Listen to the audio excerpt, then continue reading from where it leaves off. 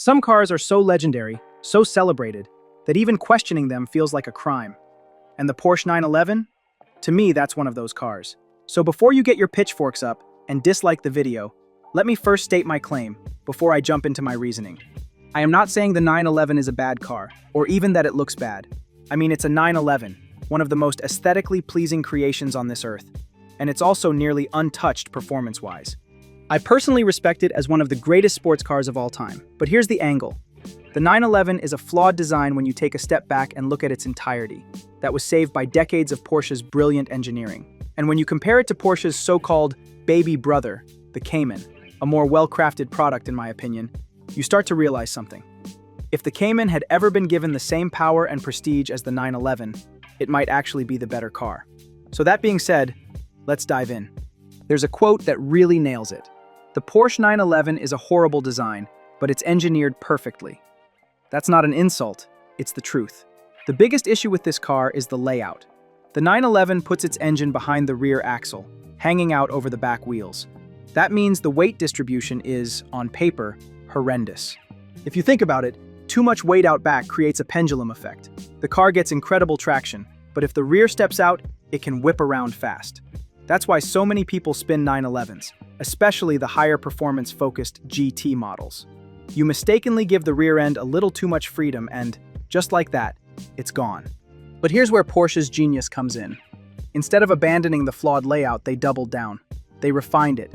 The suspension geometry, the electronic aids, the steering precision, everything was engineered to work with the flaw, not against it. Only Porsche could have taken a car with such bad bones and made it into a legend. I know earlier I said that I believe the Cayman might be the better car, so let's talk a little more about that. The Cayman GT4 is the sports car, and it is the nucleus for which all sports cars are.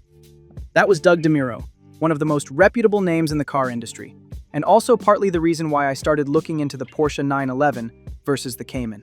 When Porsche launched it, they basically admitted the truth. Mid-engine is the superior layout. The Cayman's engine sits between the axles, perfectly balancing the car. It rotates more naturally, it feels planted at the limit, and it inspires confidence lap after lap.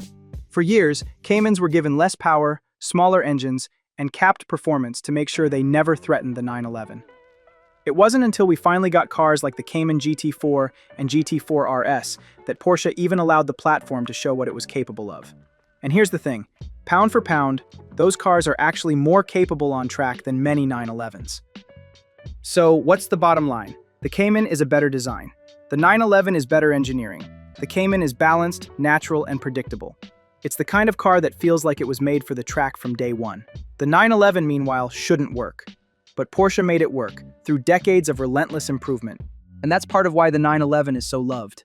There's kind of a story to it. The underdog that turned its greatest weakness into its biggest strength. Its raw traction, its iconic silhouette, and it's the way it dances on the edge of grip that makes it so unique. Still, it's hard not to wonder, what if Porsche ever gave the Cayman free rein? Let's imagine Porsche put the 911 GT3's flat 6 into a Cayman GT4 RS. Imagine it got the same suspension wizardry, the same aero, the same overall love, without restrictions. What you'd have is a mid-engine monster that could outhandle, outcorner, and maybe even outlap the 911. And maybe that's why Porsche won't do it. The 911 is their halo. It's their identity. The Cayman can never be allowed to outshine the car that built the brand. And honestly, I understand it. And I think that's really all there is to it. Even knowing all of this, the 911 still reigns supreme. It's not perfect, but it's perfectly Porsche. It's the product of decades of stubborn refinement, proving that a horrible design can become one of the greatest driving experiences in the world. And honestly, that's what makes it so special. The Cayman might be the smarter design, but the 911 is the legend. So, what do you think? Do you think the Cayman deserves more love, and maybe even the crown? Or do you respect Porsche for sticking with the flawed but brilliant 911 and making it an icon? Let me know in the comments below. And as always, thanks for watching. Until next time.